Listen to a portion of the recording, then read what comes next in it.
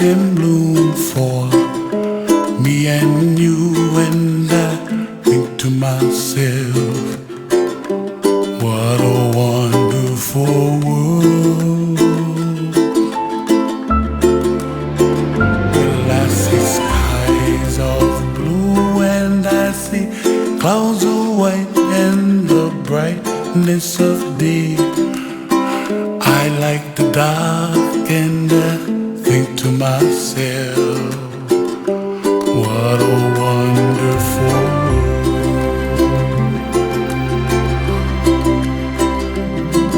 The colors of the rainbow, so pretty in the sky, are also on the faces of people passing by. I see friends shaking hands, singing, how do you do? They really say, I love you.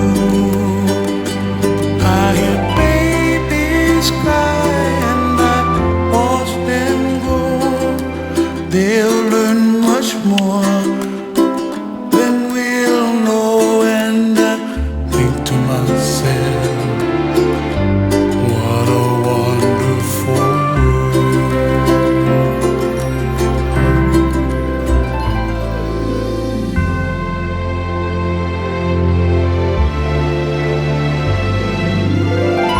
Everybody gotta save themselves, make their kuleana pono for help the other. And when you make your kuleana, pono, then it's like kind of automatic kind of. You don't need to talk, the stuff going happen, and you just gotta let them, and the stuff just waiting for when you ready. And what happened?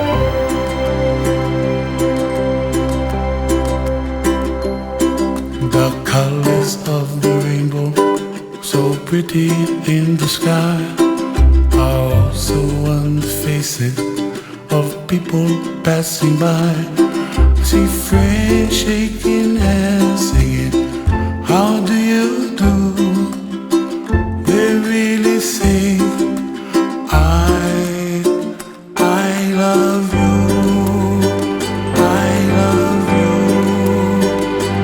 I hear babies cry and I watch them grow. They'll learn much more than we'll know, and I think to myself, what a wonderful world. What a wonderful world.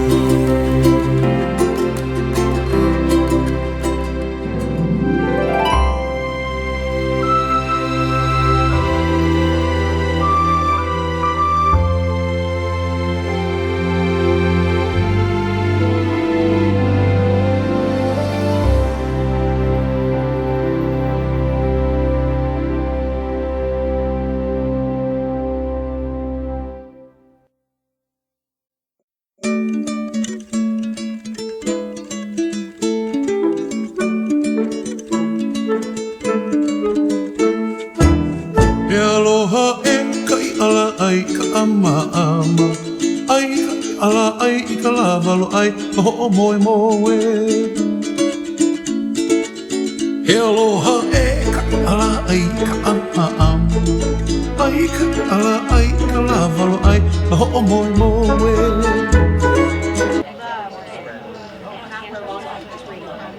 Déjame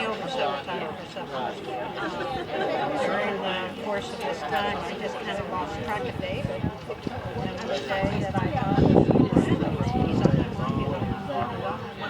I got on Facebook today and then I was having fun, and then I played a little joke because I was at the Goodwill, and I picked up this CD of Israel to talk about music. A little bit out of that song. I can almost see my feet. So much live. So much I did a lot of prank.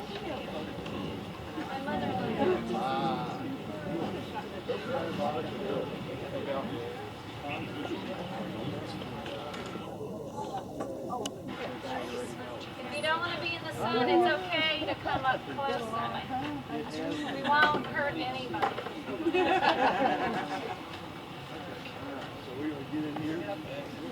Some additional shade over here. If you're behind me, you can't heckle me though, because we're being filmed. That's all I ask.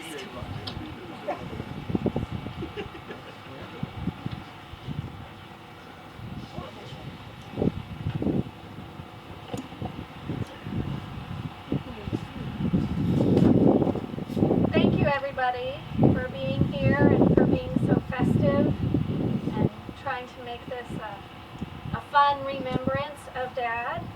My name is Katrina Morell. I'm one of David's daughters, and my role today is going to be to give you a brief biography of his life and to tell you about all his many accomplishments and hobbies and all the cool things that he did. And then my sister and brother are going to share some personal memories. David Joseph Babulski was born on September 23rd, 1944 in Glendale, California. He is preceded in death by his parents, Walter and Vivian Babulski, his wife of 45 years, Karen, and his grandson, Eli Morell. He is survived by his sister, Melody Alcacer, his 3 children, and 2 grandsons, Mason and Jack. At an early age, Dad showed signs of artistic talent, a talent that would bloom and grow over the decades. Dad's early years were filled with interest in electronics, rocketry, science fiction, and of course art. He often told the story, as if we had never heard it before, of how he made a pair of wings out of wood and chicken wire and climbed on the roof of his house and jumped off thinking that he could fly. You can imagine how well that worked. And then there was the time that he launched a rocket at home, and unfortunately it landed on a police car across the street. He hid in the closet for a long time. He took accordion lessons and pleased the older folks by playing jaunty polkas. He hated the accordion, by the way. As a young boy, he played Kiwanis baseball, and he was a Boy Scout, earning many merit badges. With the loving support and encouragement of his parents, Dad flourished and grew up to be a fine and multi-talented young man. I'm getting there. I'm not there yet. Listen to my next sentence. He met our mom in high school where Dad ran track. And back then they called him Bubbles. That was his name in high school. That makes perfect sense. After high school, he joined the Navy and graduated first in his class in radar school. Upon leaving the service, he tracked Mom down and asked her if she was married yet. And when she said no, he asked her out, and then 3 dates later they were engaged. They were married on December 27, 1967, and 3 children soon followed. After Mom was diagnosed with multiple sclerosis, Dad stood by her, which we all think is an amazing thing. He took care of her and all 3 of us. Dad loved to teach and learn. For a living, he worked as a technical trainer for 3M, Lanier, and Ricoh. He had an unquenchable thirst for knowledge, leading him to earn his doctorate in education in his mid-50s. I have never met anyone with as many hobbies as my dad. And when I say hobbies, these are not things that he dabbled in These are things he dived into head first. And I'm so grateful that he shared his insatiable curiosity of the world with us. That's something that all three of us have. And in tribute to him, I'd like to share his hobbies with you. Model rocketry. He worked with many youth groups on model rocketry and was one of the few civilians to launch a science payload from the Cape Canaveral Air Force Station. Control line airplanes. He taught all three of us kids to fly. And in fact, at my wedding, he made some big speech about how proud he was when I earned my wings. And everyone thought I was a pilot, and I had to correct them that it was control line airplanes he was talking about. Geology, he loved geology, and he published numerous scientific articles related to mineralogy in particular. Amateur radio was another one. I'll never forget as a kid him talking with folks all over the world, both at home and in the car. I remember getting in lots of trouble for getting on the ham radio and talking into it without him there. And yes, I did learn Morse code as a child. Children's literature, he wrote and published 2 children's books about Piffles the Elf, a regular at the Stone Mountain Highland Games. And of course, we all know him for his hobby of art. He was an accomplished artist, having a number of museum showings and being featured in national and international publications with his micromineral art. He was also an excellent calligrapher, creating beautiful scrolls, and some of you may be lucky enough to have one of his little fairy cottages. Gardening was another interest. When we were kids, we had fantastic vegetable and flower gardens, and in his later years, he and my mom shared a love for roses, and he even planted roses under her window at the nursing home when she had to go there that are still flourishing today. Astronomy. We spent lots of nights as a kid with the telescope looking up at the stars. He also taught astronomy classes at night school at the high school. Fishing and hiking. We went fishing. We had a boat called the Tammy Trina Tim 2. It was a rowboat.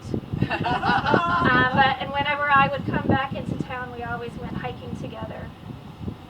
And science fiction, as many of you know, Dad was a die-hard Star Trek and Doctor Who fan. And finally, Dad was really into the SCA, which became his second family during the final years of his life. He loved the costumes, theatrics, and the great friendships that he made with the SCA. Dad was a big teddy bear who wore his heart on his sleeve. I am so lucky that he was my father. One thing I'm very proud of him for is that he was a person who held no prejudice. You could be purple, and he would welcome you into his home. He was smart and a total goofball. He loved nothing more than to embarrass the three of us. He would sometimes wear funny outfits to the grocery store just because. Or he would answer the phone, Babulski's pool hall, 8-ball speaking, and we would cringe. But I miss him.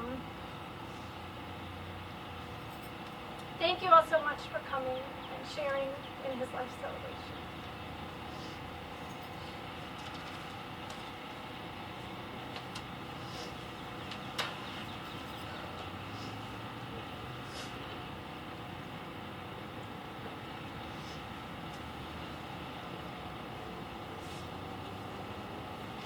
David Joseph Babulski. He was known by many titles: Lord Stefan, Ciekawy, apprentice, friend, mentor, coach, teacher, brother, son, husband. But to me,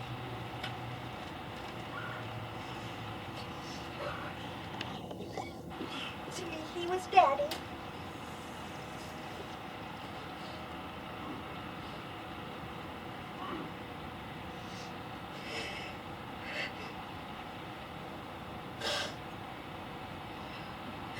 He was my hero. The relationship between a father and a daughter is a magical bond that can never be broken. I want to share with you some of the special memories I have with my dad. One of my earliest memories is when I was, I think, 2 or 3. I had brought my dad kitchen towels. Lots of kitchen towels. I think every towel in the house. He piled them on his head, one by one, as I brought them to him. And when they were piled on his head, like this insane stack, we exchanged silly faces.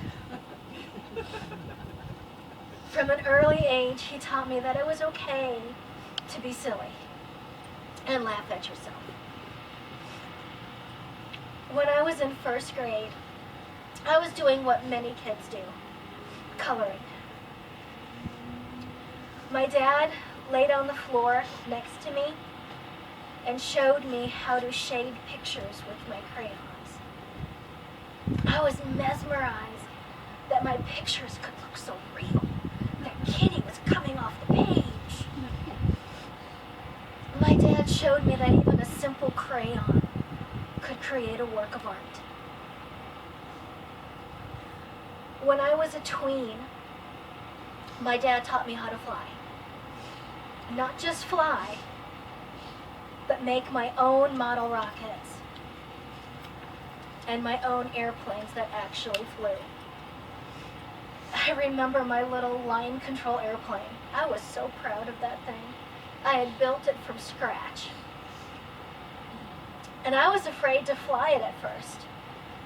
What if it crashed and it was ruined? My dad built up my courage and egged me on. I remember the pull of that line. As that airplane took off, I could hear my dad coaching me in the background as I led that little plane in circle after circle. I could feel his energy as I flew. When I successfully landed my plane, he and I jumped around like a bunch of lunatics. He fostered my courage to try new things. In high school, Dad tried to teach me to drive a stick shift. Tried. There we were on an early Saturday morning in the school park. And his only son and the absolute accident of the family. So today you've heard a little bit about my father's many titles and hobbies, some of his many accomplishments, and the values that he brought to every relationship and every situation. Many of you know my father was also a storyteller. And there's something that all storytellers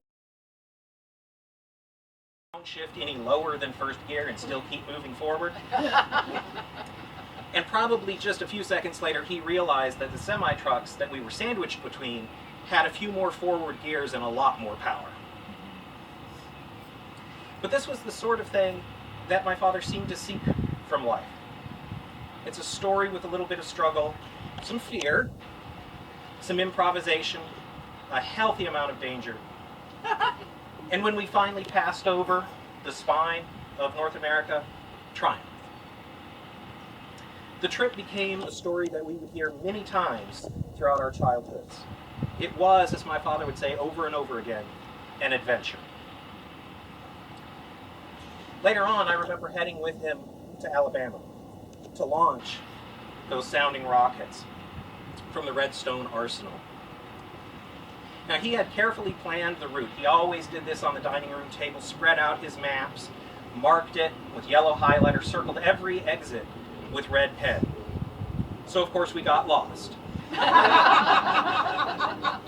Twice. And then we got lost getting into Huntsville. And once we were there, we were stuck in this military bunker for over an hour as our flight was delayed. But it didn't matter that we had got lost. And it didn't matter that we got stuck in the bunker. It didn't even matter that this rocket, a 7-foot-high fiberglass and aluminum thing, went 8,000 feet up only to have its parachute fail and become a 7-foot-high fiberglass and aluminum post hole digger. It was, as Katrina noted, one of the very first amateur experiments with high-powered rocketry. But it wasn't about the accolades that he got or even about the data that we collected, but that we now had a story that we could share.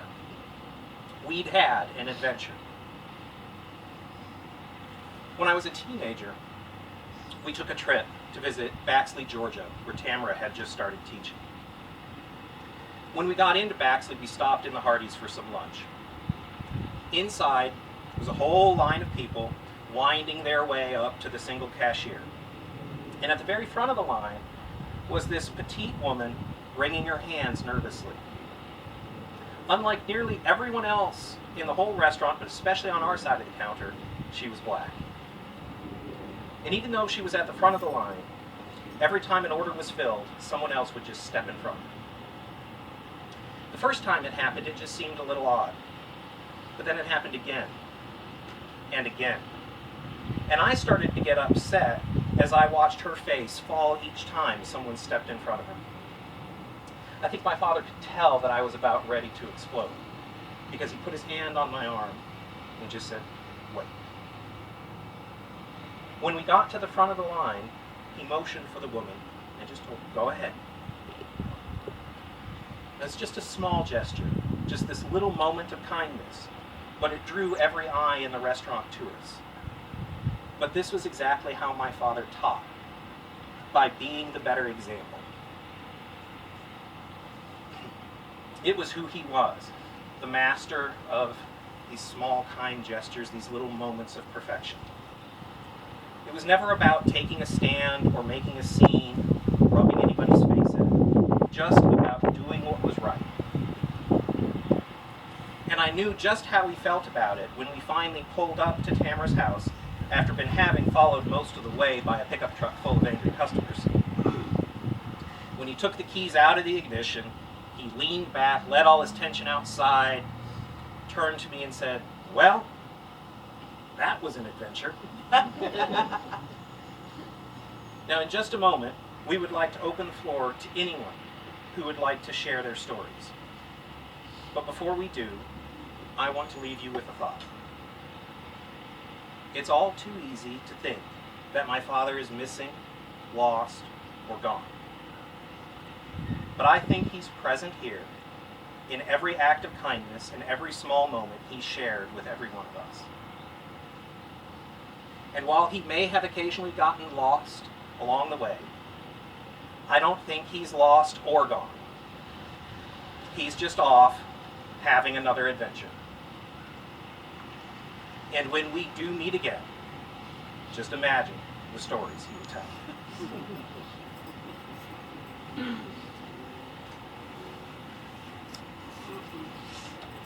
Is there anyone that would like to share a story or share a memory?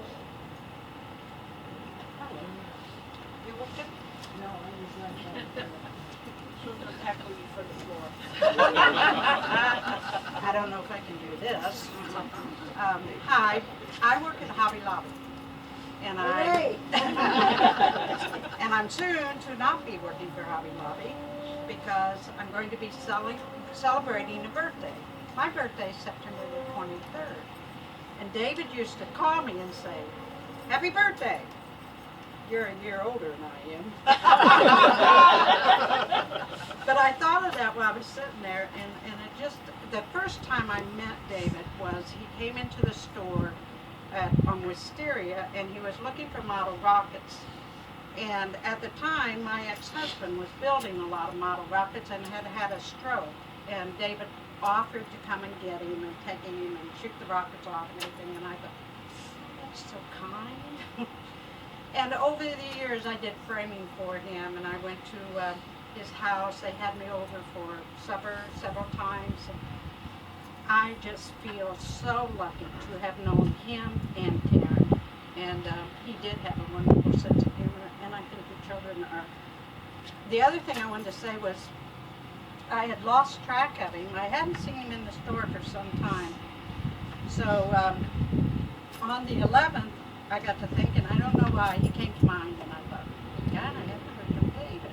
Didn't know, so I got on his Facebook page that night, and of course they had put on there that David had passed. Well, later, a couple days later, I went to the Goodwill, which is one of my favorite stores, and I'm shopping, and I get in the CD section. I always get in the CD section, and I'm flipping through there, and I found one by the Judds. I picked this other one up, and it was a big, heavy-set Hawaiian guy named Israel. And I thought, I'd never heard of him, and I thought, I bought it, not knowing this was going to be today, and I think, he is not gone, guys. He's right here, very present. Because I can see him laughing at me for buying this. Because I'm not a Hawaiian, I don't even know why I bought it, but it's a very good CD. So, again, I'm just very thankful that I got to know your dad and you.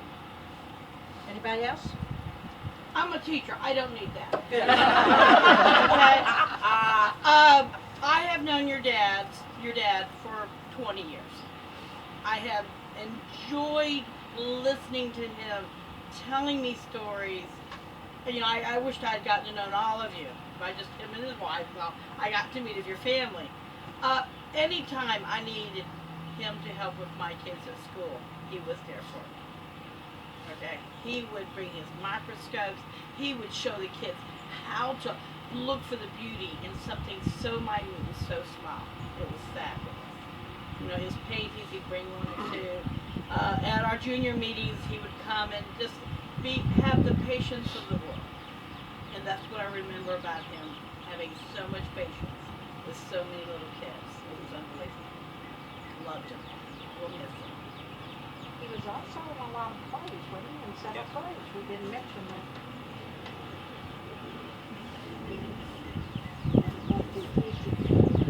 I'm a teacher too, I don't need this.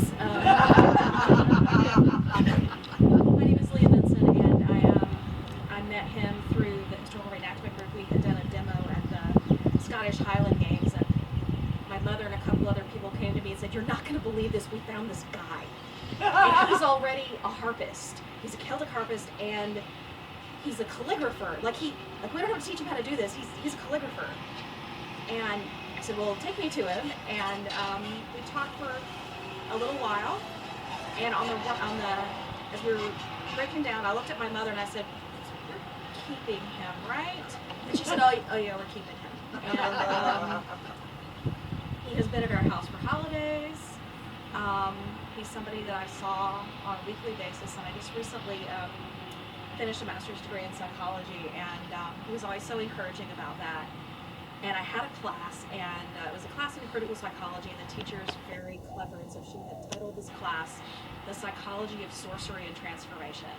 And so I signed up for it in the spring, and I had to wait all summer, and he had to listen to me all summer. And he was a geek too, so he understood why I was excited about a class that we began to refer to as Defense Against the Dark Arts. And we talked about school a lot, and we talked about writing and academic writing and all of that. And through that entire thing, he just assumed that I would succeed. It was like a fact of the universe for him. And at the end of the summer, about a week before class started, he came to me, and he had made me a magic wand. It's a beautiful wooden wand with beautiful crystals at the end. And I marched into class, the first day of class, a master's degree, with a wand in my hand. And the other students kind of chuckled at me, and then the professor walked in, and she had a wand too. And that wand has sat on my desk where I study all the way through. And I was looking around the house, and we have a piece of his mineral art on the wall, and the elf books are on the bookcase, and that wand is on my desk. And I've heard it said that you actually die twice. You die once when your body leaves this earth, but you live on until the very last time your name is spoken aloud. And I don't know about you guys, but there's going to be a lot of stories. And I'm going to read about Babulski the elf to any little kid who will sit still for it. So yeah, he was a treasure, and when we met him, he was not a young man. And I like to think that we cherished every moment with him. He was a gift.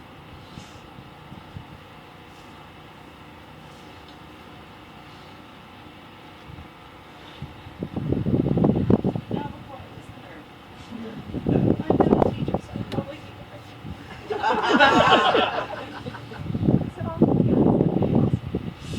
So, the first time I met Stefan was at an event, an SCA event in Medieval Group.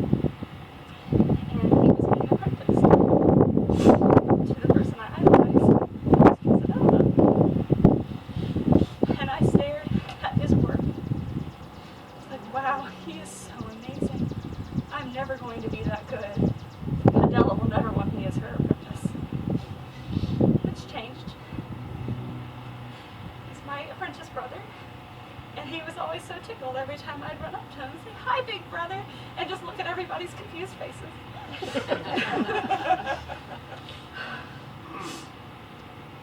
He and I share love for calligraphy and illumination, and it's actually my role in the society right now is to coordinate that. And there's one thing he taught me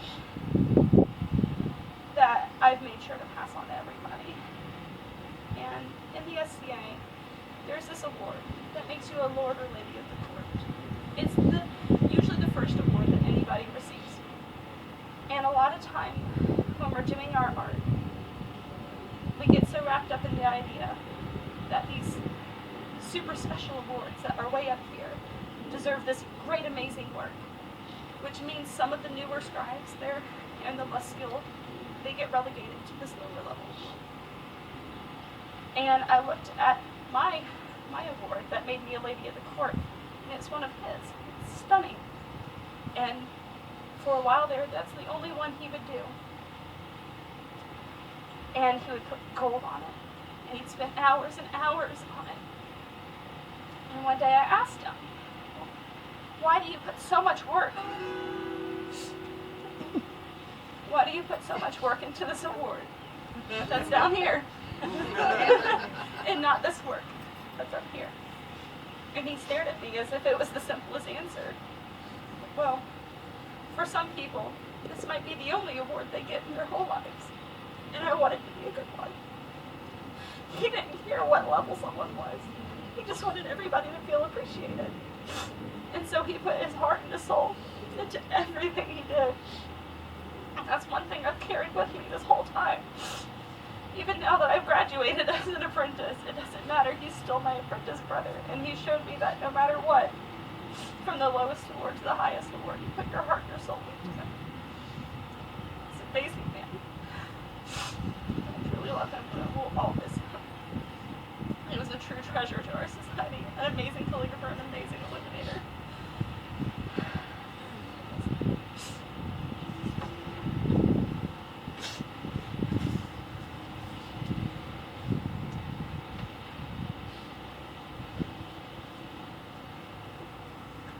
I don't know if I need a microphone or not, so I'm going to get it. So. I'm not a teacher either. So in 2007, July of 2007, I decided to take on the role of editor of the club I was in. That's the Georgia Mineral Society. And so as an editor, you have to look for people to send in articles and things of that nature. And Dave, Dr. Dave, so I don't know if we use doctor as a title for Dave yet, but we always call Dave Dr. Dave. He always sent in his micro mount section, so you guys probably know he was into micro mounts. And he always either began with or ended with, he would put on his backpack and jump down into the micro mounts, like he was, you know, climbing through the micro mounts. And I always thought, well, that is a unique perspective, and he was definitely a unique guy. And I always like to keep up with Dave even after I wasn't an editor anymore and moved on to other things. I would always come and see him. So, as I was telling some of the folks earlier, so this is a repeat my story for some people today, but my wife Linda and I, we would go by and see Dave a couple of times when he was at the recovery center there. And the last time I saw him, I actually ended up spending a couple of hours with him. And to my knowledge, before then, the only, the real thing we had in common was with minerals and micro mounts and things of that. And as I was talking with him, I shared with him, we started talking about the things we had done at work and stuff, and he had told me that he was in field service with, I guess it was 3M, and I had done the same similar type of work as well. And he told me that, back in those days, you always had to have a sports coat with you when you went out to see your customers. And it's like, yeah, I remember that. Those were the days. And so he told me the story of how he, one day he had to ride around with his boss, and he threw his sports coat. He just kept his sports coat in the back seat. He never wore it, and it had been there for a couple of years. So by the time his boss is with him and they visit a site, he says, "Well, Dave, aren't you going to put your sports coat on? We're going in to see the customer." And he goes and he puts his coat on, and it's faded at one side because it had been in the sun for so long. And so he just put it on like there was nothing wrong with it. And his boss looked at him like, "Well, you've been caught." And he says, "What can I say?" So he just went in there and just acted like it was a brand new sports coat. And he was proud to have it on. So I just chuckled over that. It was like, it's really the last time I saw Dave, and it was the greatest memory. So really cherish that. So.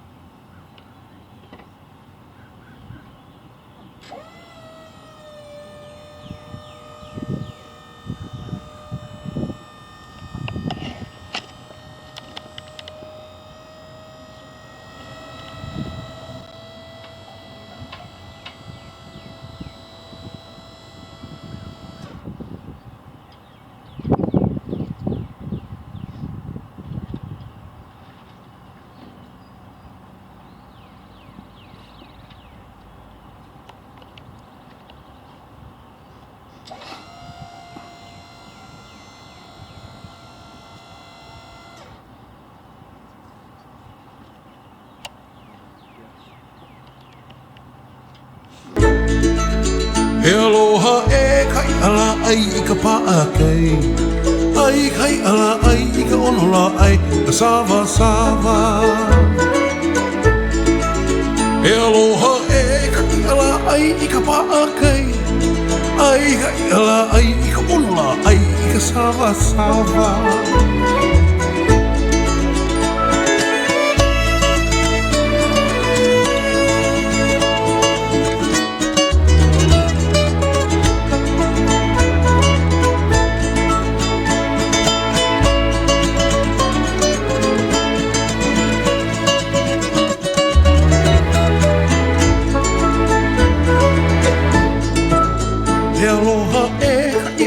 ai I ka chula pepa ai I ala ai I ka vela la ai ka puhi puhi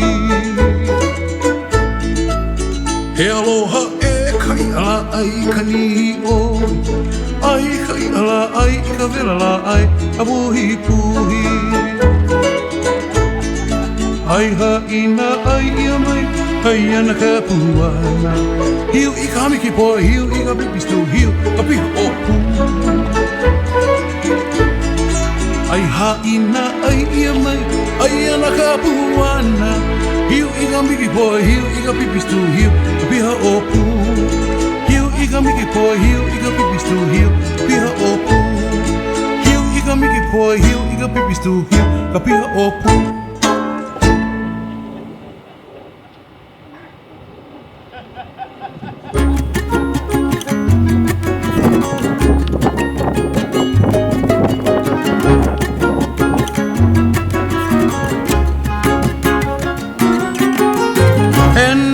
Ko waka, ko ale ale apa, baby ama ama ia for you and I. Hene hene ko waka, ko ale ale apa, baby ama ama ia for you and I.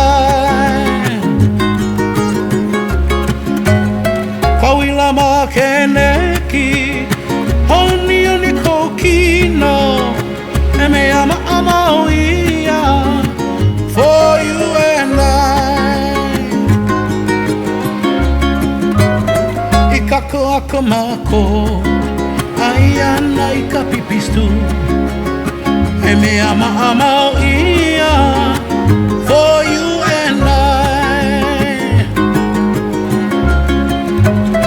Ikako ako mako Ayana ika bistu Eme ama ama ia For you and I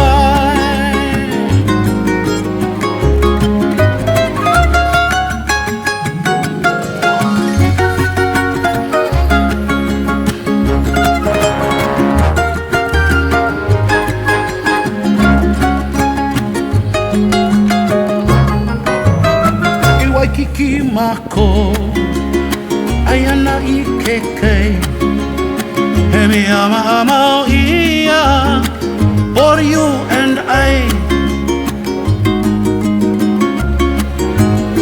Iwai kiki mako Ayana ikeke Hemi ama ama ia For you and I Kapahulu mako Ayana hindi poa Eme ama ama ia For you and I Ikapahulu mako Ayana hindi poa Eme ama ama ia For you and I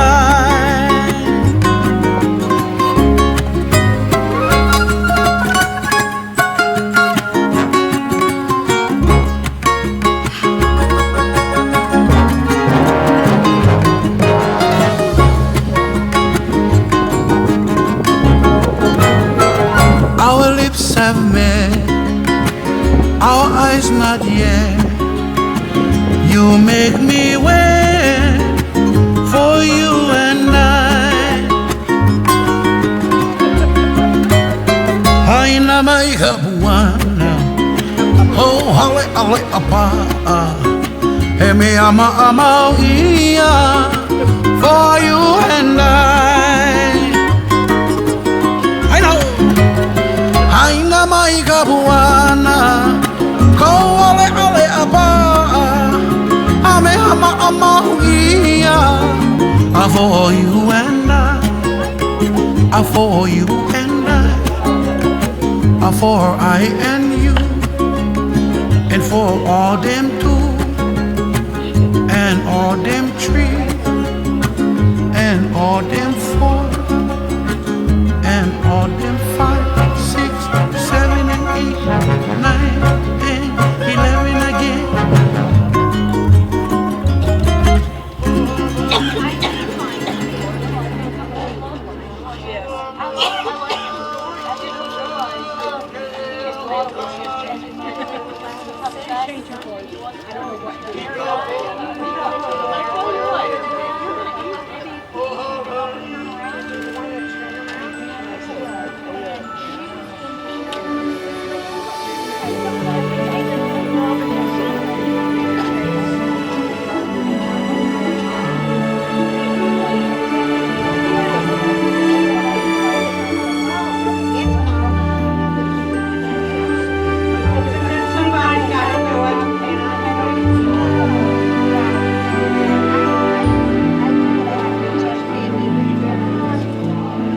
Twinkle, twinkle,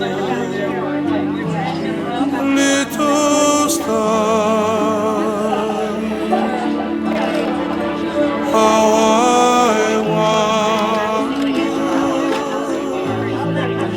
what you are up above. The world so high, like a diamond in the sky.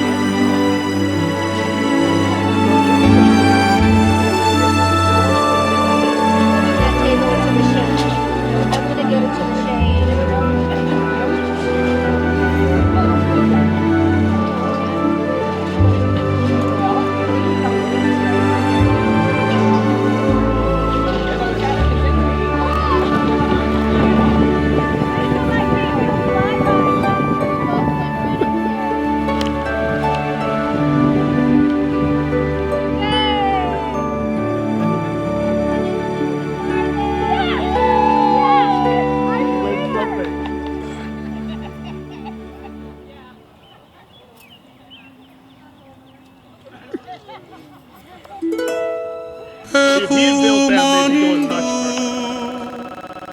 Aliyah,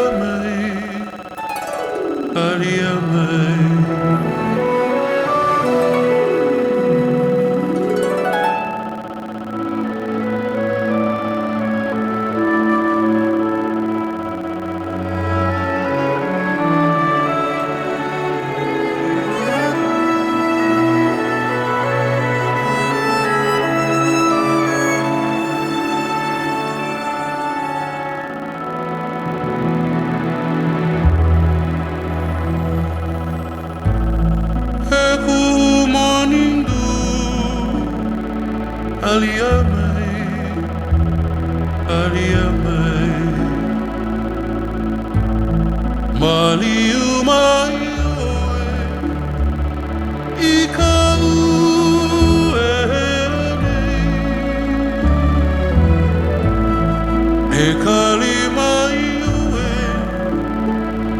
Yahweh, Yahweh. O au iholo, meke aloha.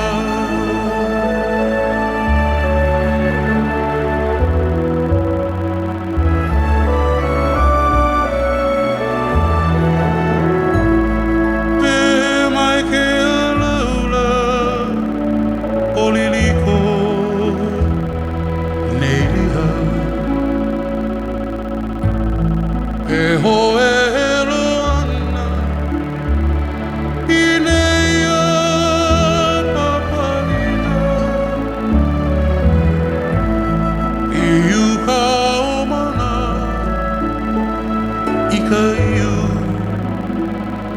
uiwai. Malila no kaua, e pili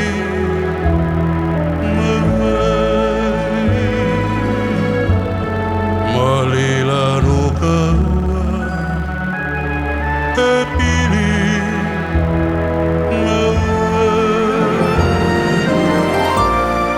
e kumanunu, aliawai, aliawai, maliumai oe, I ka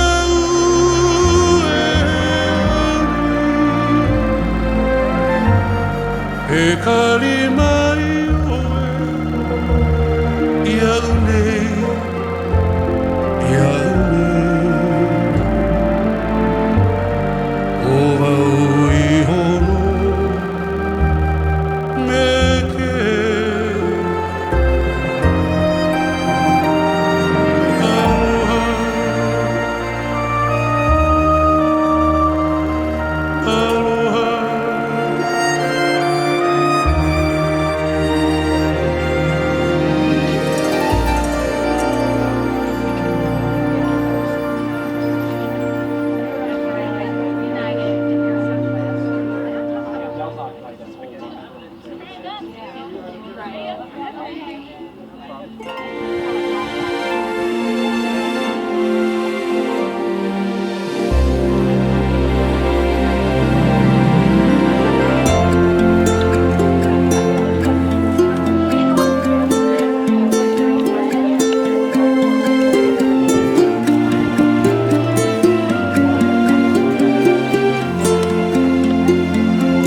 I saw you in my dream.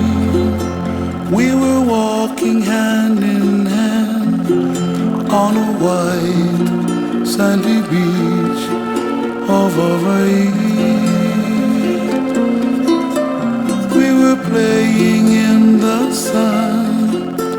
We were having so much fun on a white sandy beach of Hawaii. The sound of the ocean soothes my restless soul. Sound of the ocean rocks me all night long.